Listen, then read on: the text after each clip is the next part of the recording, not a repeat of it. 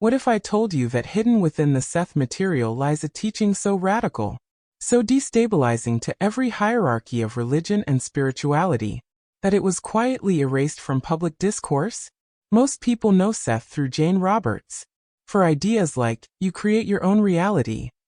But few know of the sessions in the late 1970s, where Seth began to describe something far beyond manifestation, a concept he called the monad. And what he revealed was not about a distant deity, or a god sitting on a cosmic throne. It was something far more intimate, and far more unsettling. The monad is not God above you. It is consciousness itself, dreaming as you. 1. The collapse of separation. Seth said that individual consciousness was never created by a higher being. You are not a child of God. You are God, exploring itself through the illusion of individuality. Every thought, every breath, every moment of perception is the monad peering through your eyes, experiencing its own infinite field from one unique point in space-time. He warned that this knowledge was too destabilizing for religion, because once humanity realizes that we are not seeking God, but that God is seeking itself through us, the entire structure of external authority collapses overnight. There are no masters, no intermediaries. Only the source, dreaming as everything that exists. 2. The dream of the monad. Seth said the monad doesn't command the universe, it dreams it. Everything you experience, your body, your mind, your relationships, the very sensation of being someone, is a strand of that infinite dream.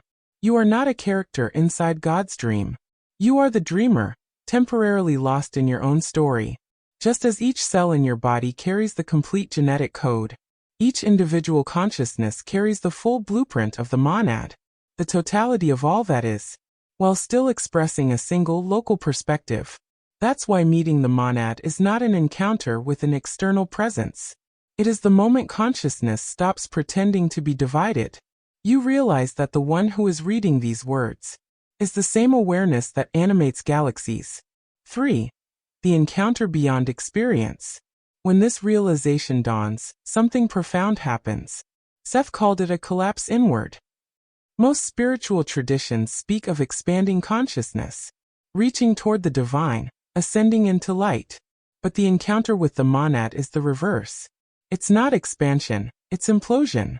Consciousness folds back into itself, and discovers there was never an outside.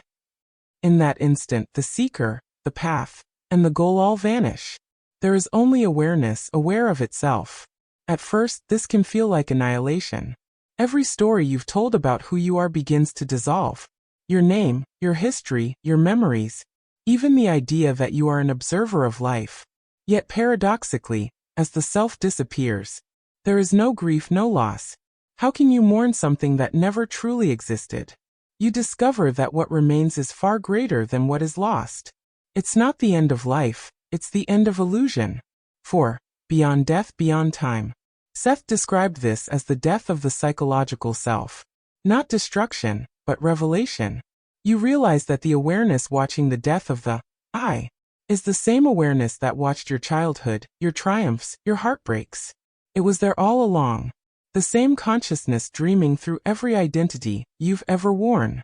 When the veil of self drops, time itself collapses.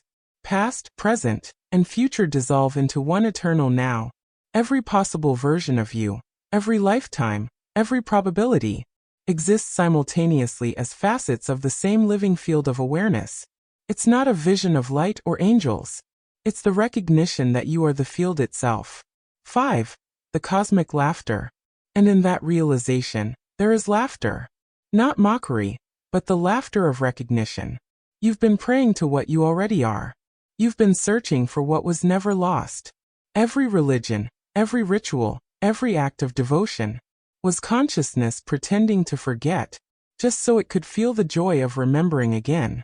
Seth said this is the ultimate paradox. The self must die, but nothing is lost, because the self was never separate to begin with. When you awaken to the monad, there is no worship left, no savior, no path, only the infinite awareness, forever exploring itself through all that exists, including you right now, reading these words. You are not the wave searching for the ocean. You are the ocean, wondering how it ever forgot.